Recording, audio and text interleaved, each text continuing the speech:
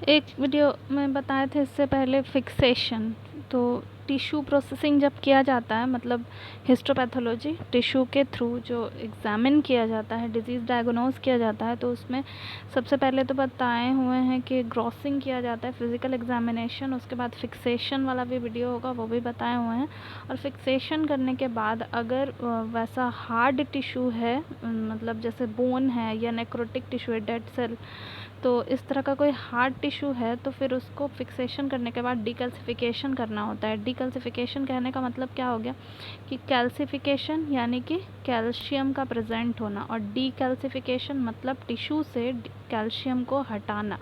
मतलब वो हार्ड रहता ही टिश्यू इसीलिए, बोन अगर है तो बोन क्यों हार्ड रहता है, तो कैल्शियम सॉल्ट उस पर प्रेजेंट होता है इसीलिए हार्ड होता है। और हार्ड अगर बोन रहेगा तो उसका जब सेक्शन कटिंग करेंगे स्लाइड बनाने के लिए, तो इतना हार्ड टिश्यू रहता है तो वो सेक्शन कटेगा ही नहीं। तो इसीलिए क्या करना होता है उसको कि डीकैल्सिफिकेशन करना होता है, यानी कि कैल्शियम सॉल्ट वहाँ से रिमूव कराना होता है। जब कैल्शियम सॉल्ट रिमूव हो जाता है तब टिश्यू क्या हो जाता है, तब टिश्यू सॉफ्ट हो जाता है और तब उसका सेक्शन कटिंग करना आसान होता है। तो डीकैल्सिफिकेशन के बाद अब में आ जाते हैं, तो प्रोसेस यही है, the process of removal of calcium from the tissue is called decalcification. The presence of calcium salt tissue makes them hard, मतलब टिश्यू पे अगर कैल्शियम प्रेजेंट होता है तो टिश्यू को हार्ड बना देता है। तो इसीलिए नाइफ डैमेज हो सकता है, कट करने में डिफ़िकल्टी हो सकता है। कैल्शियम इज़ नॉर्मली प्रेजेंट कहाँ पे होता है, बोन में होगा, तिथ में होगा। इसके अलावा पैथोलॉजिकल कंडीशन जैसे कि नेक्रोटिक टिश्यू होगा, ट्यूबरक्लोसिस डिजीज़ होता है तो लंग्स में जो बैक्टीरिया रहता है वो टिश्यू को मार देता है। तो डेड टिश्यू जो हो जाता है ना, उस डेड टिश्यू को नेक्रोटिक टिश्यू कहते हैं। तो वो भी कैल्शियम के प्रेजेंट हो जाने की वजह से हार्ड हो जाता है, तो उसको भी सॉफ्ट करना होता है, तो डीकैल्सिफिकेशन उसका भी करना होता है। तो ये सारा करते हैं। अब उसके बाद बता रहे हैं कि preparation of tissue before decalcification. Decalcification करने से पहले हमको काम क्या क्या कर लेना है टिश्यू के साथ। तो टिश्यू को सबसे पहले कट कर लेना है स्मॉल पीसेज में। कितना कितना साइज़ हो जाना चाहिए, तो 3 से 5 mm में उसको ब्लेड से अच्छे से काट लेना है। फिर उसको क्या करना है कि फिक्सेशन पहले कर लेना है उसका, ठीक है। फिक्सेशन करने के बाद ही फिर डिकैल्सिफिकेशन करेंगे।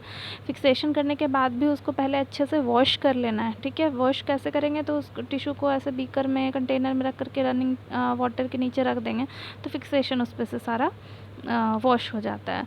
तो वॉश कर लेंगे पहले अच्छे से, उसके बाद डिकैल्सिफिकेशन करेंगे। और डिकैल्सिफिकेशन करने के लिए 5 मेथड्स होता है, जिस 5 मेथड्स के थ्रू डिकैल्सिफिकेशन कर सकते हैं। Acid decalcification, ion exchange, resin, electrical ionization, chelating method और सरफेस डिकैल्सिफिकेशन। इसमें से सबसे पहले हम आ जाते हैं एसिड डिकैल्सिफिकेशन में। लेकिन एसिड डिकैल्सिफिकेशन से जाने से पहले थोड़ा सा एक नोट याद रख लीजिएगा कि tissue is suspended in decalcifying medium with wax thread. मतलब टिश्यू का जो डिकैल्सिफिकेशन किया जाता है तो ऐसा बीकर ले लेंगे, बीकर में जो है ना एसिड भर देंगे और उसमें जो टिश्यू डालेंगे ना, वो टिश्यू को धागे से बांध करके डाला जाता है इसमें। मतलब इसलिए कि बेस पे नहीं आना चाहिए। बेस पे अगर टिश्यू आएगा तो क्या हो जाएगा कि नीचे वाला सरफेस जो होगा टिश्यू का वो बेस पे आ जाएगा, तो नीचे वाला सरफेस का डिकैल्सिफिकेशन नहीं हो पाता है।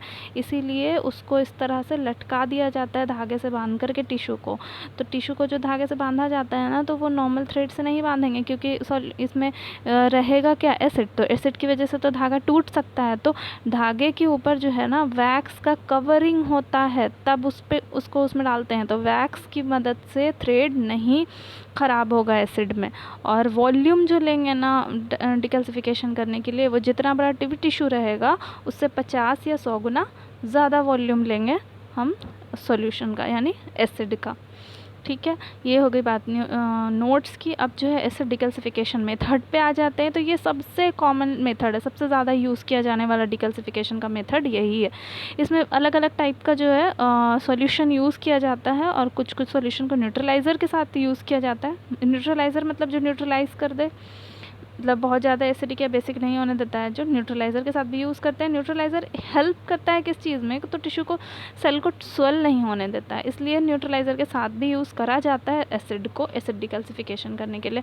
अब किया कैसे जाता है, तो ऐसा एक बीकर ले लेंगे, उसको अच्छे से पहले एसिड से भर देंगे और उसमें डाल देंगे धागे से लटका करके टिश्यू को, ताकि इस पे बैठे नहीं। लेकिन अब जो है इस तरह का कैसेट्स आता है, आप जानते होंगे, तो इस कैसेट में टिश्यू को अगर रख करके और उसके बाद तब इसी कैसेट को इस बीकर में डाल करके छोड़ सकते हैं, एसिड भर के इस बीकर में, तो फिर धागे से बांधने की ज़रूरत नहीं होगी। और इससे होता ये भी फ़ायदा है कि एक साथ आप बहुत सारे टिश्यूज़ को अलग अलग ऐसे कैसेट्स में डाल करके और तब इसमें डाल दीजिए तो डिकैल्सिफिकेशन हो जाएगा। डिकैल्सिफिकेशन करने के लिए उसमें आप रखिएगा कितना, तो 18 से 24 घंटा तक इसमें छोड़ देते हैं, ठीक है। उसके बाद निकाल करके फिर रनिंग वाटर से उसको वॉश कर लेते हैं। अब एसिड कौन कौन सा यूज़ किया जाता है एसिड डिकैल्सिफिकेशन मेथड में, तो सबसे पहले एक है कि acid aqueous nitric acid. Aqueous nitric acid में 5 ml जो है नाइट्रिक एसिड लेना होता है। एक मतलब ऐसा कंटेनर होता है प्लास्टिक का जिसमें मिलाया जाता है सॉल्यूशन को, ऐसा लंबा सा, तो उसमें पहले ले लेना है 5 ml नाइट्रिक एसिड और फिर उसमें डिस्टिल वाटर 100 ml मिला लेना है और अच्छे से इसको मिक्स करके थोड़ी देर बिल्कुल छोड़ देना है और फिर उसको यूज़ करना है। फिर उसको डालेंगे बीकर में और बीकर में डाल करके उसमें टिश्यू डालेंगे और फिर एसिड डिकैल्सिफिकेशन करेंगे। इस एक्वस नाइट्रिक एसिड से फ़ायदा ये होता है कि tissue is left for long time in the solution, मतलब टिश्यू को अगर बहुत देर तक भी सॉल्यूशन में छोड़ देंगे ना, तब भी ये तब ये डैमेज हो सकता है, मे बी डैमेज, तो बहुत देर तक इसमें नहीं छोड़ना है, ये बात बताई हुई है। और yellow colour of nitric acid should remove with urea. Yellow colour जो हो जाता है ना नाइट्रिक एसिड का, वो रिमूव किया जाता है यूरिया की मदद से। मतलब यूरिया अगर देंगे तो फिर वहाँ से येलोइश कलर जो उसका हट जाता है। But this solution gives good nuclear staining and हाँ ये फ़ायदा है कि ये बहुत न्यूक्लियर स्टेनिंग, मतलब सेल का जो न्यूक्लियस देखना होता है ना हमको, वो बहुत अच्छे से करता है, न्यूक्लियर स्टेनिंग अच्छी करता है और रैपिड एक्शन देता है, मतलब तेज़ी से जो है डिकैल्सिफिकेशन कराता है। उसके बाद आ जाता है नाइट्रिक एसिड फॉर्मल्डिहाइड पे। नाइट्रिक एसिड फॉर्मल्डिहाइड में वैसा ही वही कंटेनर प्लास्टिक वाला जो रहता है वो ले लेंगे और उसमें जो है मिला लेंगे नाइट्रिक एसिड 10 ml और फॉर्मेलिन 5 से 10 ml और 100 ml वाटर ले लेंगे और अच्छे से मिक्स कर लेंगे। फिर उसको यूज़ करेंगे डिकैल्सिफिकेशन करने के लिए। इसका एडवांटेज क्या होता है, फ़ायदा क्या होता है कि रैपिड एक्शन होता है, तेज़ी से डिकैल्सिफिकेशन करता है, न्यूक्लियर स्टेनिंग ये भी बहुत अच्छे से करता है और washing with water is not required. इससे करने के बाद वॉश करने की वाटर से ज़रूरत नहीं पड़ेगी। और formalin protect the tissue for maceration, मतलब टिश्यू को प्रोटेक्ट करता है ख़राब होने से। उसके बाद बोल रहा है formic acid solution. Formic acid solution में हमको 5 ml चाहिए होगा फॉर्मिक एसिड और 90 ml हमको चाहिए होगा डिस्टिल वाटर और 5 ml हमको चाहिए होगा फॉर्मेलिन। तीनों को अच्छे से मिला लेंगे और छोड़ देंगे 1 घंटा, सॉल्यूशन बन जाएगा तो इसको यूज़ करेंगे। In this solution the decalcification is slow, ठीक है, डिकैल्सिफिकेशन इससे स्लो होता है। If the concentration of formic acid is increase the process fast but tissue damage more, मतलब कि ये थोड़ा सा इसका डिसएडवांटेज है कि डिकैल्सिफिकेशन बहुत स्लो करता है और अगर फास्ट हमको चाहिए तो फिर कंसंट्रेशन इसका फॉर्मिक एसिड का बढ़ा देना होगा। जैसे 5 ml ले रहे हैं 90 में, तो थोड़ा सा इसका ज़्यादा ले लेंगे, ठीक है, तो हो सकता है। लेकिन इससे ये होगा कि कंसंट्रेशन फॉर्मिक एसिड का अगर बढ़ा देंगे तो टिश्यू डैमेज होने का ख़तरा रह सकता है, ठीक है। उसके बाद एक आता है एसिड ट्राइक्लोरोएसिटिक एसिड। ये जो है ना बायोप्सीज़ के लिए यूज़ किया जाता है, ठीक है। बायोप्सी अगर करना है ना तो वहाँ पे इससे डिकैल्सिफिकेशन करेंगे। और ये बोल रहा है कि can not use for dense bone, मतलब बहुत बड़ा पीस है, डेंस बोन है बड़ा, तो उसको में यूज़ नहीं करना है। इसमें क्या रहता है, तो फॉर्मल सलाइन रहता है 95 ml और 5 ग्राम ट्राइक्लोरोएसिटिक एसिड मिला करके इसको बनाते हैं। उसके बाद ये हो गया ख़त्म आपका डिकैल्सिफिकेशन मेथड। अब दूसरा मेथड है ये आयन एक्सचेंज मेथड जो है वो दूसरा मेथड है। आयन एक्सचेंज मेथड में क्या होता है ना कि यहाँ पे अमोनियम सॉल्ट का यूज़ किया जाता है, sulfonated polystyrene resin, ammonium salt of sulfonated polystyrene resin का यूज़ किया जाता है यहाँ पे। ये करते हैं क्या है कि वही बीकर रहेगा और बीकर के बेस पे जो है रख देते हैं ये ammonium salt sulfonated polystyrene resin, ठीक है, और फिर उस कंटेनर में भर देते हैं एसिड। कौन सा एसिड, तो इसमें HCl या फिर फॉर्मिक एसिड हम भर सकते हैं, ठीक है। उसके बाद हम इसमें टिश्यू को रखेंगे या तो धागे से बांध करके या तो फिर कैसेट में, ठीक है। तो इससे होगा क्या कि यहाँ पे नाम से ही पता चल रहा है कि आयन का एक्सचेंज होता है। इस रेसिन में जो है ना वो हाइड्रोजन आयन्स होते हैं और जो टिश्यू है उसमें क्या रहता है, उसमें कैल्शियम आयन रहता है। तो टिश्यू से कैल्शियम आयन निकल करके रेसिन में और रेसिन से हाइड्रोजन आयन निकल करके टिश्यू में, मतलब ये इसको एक आयन दे दिया, ये इसको दूसरा आयन दे देता है, तो इस तरह आयन एक्सचेंज हो जाता है। तो ऐसे भी कैल्शियम वहाँ से रिमूव हो जाता है। इसका एडवांटेज क्या है कि बहुत फास्टली डिकैल्सिफिकेशन कराता है, टिश्यू को प्रिजर्व रखता है और रेसिन को हम कई बार यूज़ कर सकते हैं। उसके बाद आ जाते हैं तीसरा मेथड, ये है इलेक्ट्रोलाइटिक मेथड। ठीक है, इलेक्ट्रोलाइटिक मेथड में जो इलेक्ट्रोलाइटिक मीडियम होता है, मतलब जो सॉल्यूशन लिया जाता है वो फॉर्मिक एसिड या फिर HCl ले सकते हैं। इसको कैसे करते हैं ये थोड़ा देख लेते हैं। ये इसके लिए हमको वोल्टेज चाहिए, करंट सप्लाई करेंगे तब ये काम करेगा। तो एक हम ले लेते हैं कार्बन का कैथोड ले लिया। ये थर्मोमीटर है, टेम्परेचर चेक करने के लिए। टेम्परेचर में मेंटेन होना चाहिए क्योंकि इलेक्ट्रॉन निकलता है, चार्ज जनरेट होता है इससे, तो फिर हीट हो जाता है, तो इसलिए थर्मोमीटर भी होना चाहिए टेम्परेचर मेंटेन करने के लिए। एक हम कार्बन का कैथोड ले लेंगे। कार्बन का कैथोड जो होता है वो मालूम है कि नेगेटिवली चार्ज होता है, और जो टिश्यू है उस पर कैल्शियम कैसे रहता है, तो पॉजिटिवली चार्ज होता है। तो टिश्यू से और ये भी मालूम है कि नेगेटिवली चार्ज वाला जो भी रहता है वो पॉजिटिवली चार्ज वाले को अपनी तरफ अट्रैक्ट करेगा। तो कैथोड जो नेगेटिवली चार्ज रहता है वो कैल्शियम आयन जो कि पॉजिटिवली चार्ज रहता है उसको अपनी तरफ अट्रैक्ट करता है। तो बोन में जो कैल्शियम आयन है वो यहाँ से निकलता है और सब जा कर के जमा होने लगता है कहाँ पे, तो कैथोड पे। तो ये प्रोसेस है इलेक्ट्रोलाइटिक मेथड, मतलब इलेक्ट्रोलाइटिक मीडियम के थ्रू ये किया जाता है। इससे भी डिकैल्सिफिकेशन बहुत रैपिड होता है, लेकिन थोड़ा सा हीट प्रोड्यूस होता है तो उससे जो है टिश्यू डैमेज हो सकता है। इसके बाद आ जाते हैं तीसरा मेथड, कैलेटिंग एजेंट की मदद से किया जाता है डिकैल्सिफिकेशन।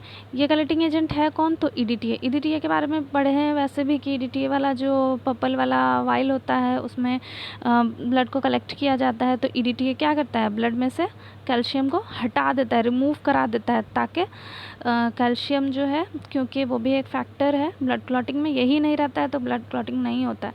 तो यहाँ पे भी ये क्या काम कर सकता है, कैल्शियम के रिमूव कराने का काम यहाँ भी करता है।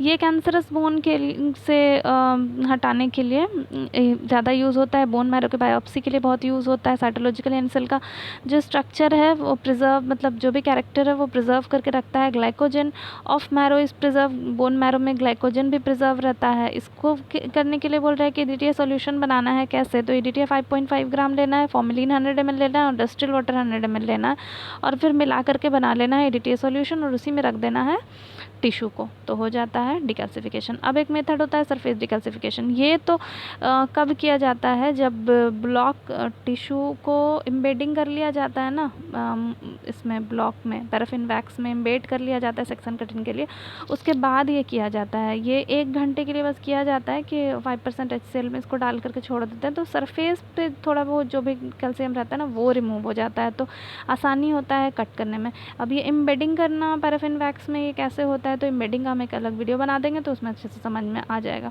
अब यहाँ पे फैक्टर्स देख लेते हैं कि डिकैल्सिफिकेशन के मेथड को कौन कौन सा फैक्टर इफ़ेक्ट करता है।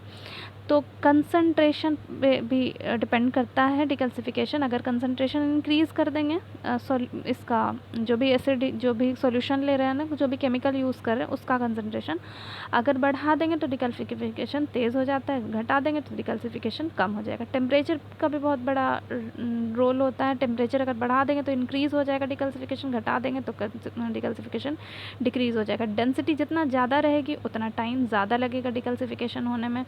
थिकनेस जितना ज़्यादा होगी उतना ज़्यादा टाइम लगेगा डिकैल्सिफिकेशन होने में। एजिटेशन जितना करते रहेंगे उतना तेज़ी से डिकैल्सिफिकेशन होगा। एजिटेशन कहने का मतलब सॉल्यूशन को हिलाते रहना, ठीक है। तो इतना था डिकैल्सिफिकेशन के बारे में। उसके बाद इसको चेक कैसे किया जाता है टिश्यू को कि डिकैल्सिफिकेशन हो चुका है या नहीं, जो एंड पॉइंट बोलते हैं जिसको, उसको नेक्स्ट वीडियो में बता देंगे। आज के लिए इतना ही। अगर कहीं पे कोई समझ में नहीं आया होगा तो कमेंट करके पूछ सकते हैं। अच्छा लगा वो वीडियो तो एक लाइक कर दीजिएगा, और अगर चैनल सब्सक्राइब नहीं किया तो प्लीज़ चैनल को सब्सक्राइब कर दीजिएगा।